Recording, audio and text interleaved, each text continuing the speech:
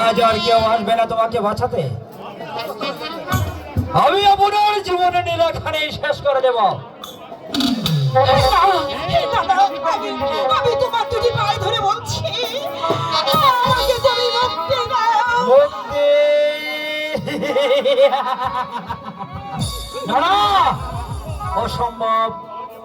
10 বছর পূর্বেই আমার স্ত্রী এমনি ভাবে এক জল্লাদের পা ধরে চিৎকার করে বলেছিল, তবু সেই জল্লাদ ক্ষুব্ধ হয়ে আমার স্ত্রীকে করেছে হত্যা।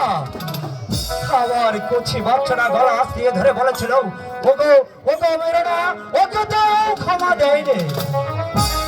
তাই আমি প্রতিশোধ নেব, প্রতিশোধ প্রতিশোধ। আমার কাছে শোনা, আমার নয়নের মণিকে তুমি আমার বুক থেকে কেড়ে নিও না। যেন না, আমি চলে যাব। দাঁড়াও। বাচ্চাটা আমার হাতে তুলে দে। না, ওকে তুমি মেরো না ডাক্তার। ও তো কোনো পাপ করেনি ডাক্তার। আমার বাচ্চা তো কোনো পাপ করে নেই, তবু তাকে কালে জীবন দিতে হলো কেন? তাই তোর বাচ্চাটাকে আমি এই দুনিয়ার মুখ থেকেই চিরতরে মিশিয়ে দেব। দে বলছে। তুমি এমন করে বলো না গো। আমি ওকে দেব না।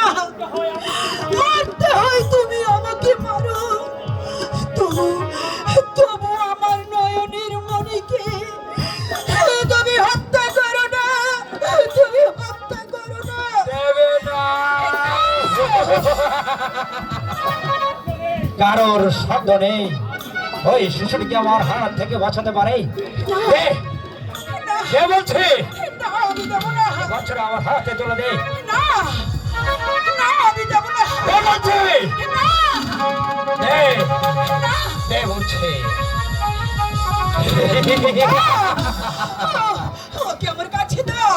আমার বুক থেকে তুমি ওকে কেড়ে নিও না। আমি যে মা হয়ে নিজের সন্তানকে আমি তোমার হাতে কেমন করে তুলে দিই। ওকে আমার কোলে দাও ডাক্তার। তুই পাবে না। আমার কোলে দাও। সমাস, ওকে হত্যা করবো পরে, আগে হত্যা করবো তোমাকে। হত্যা করা করবে, আমি তোকে বলবো হত্যা করবো।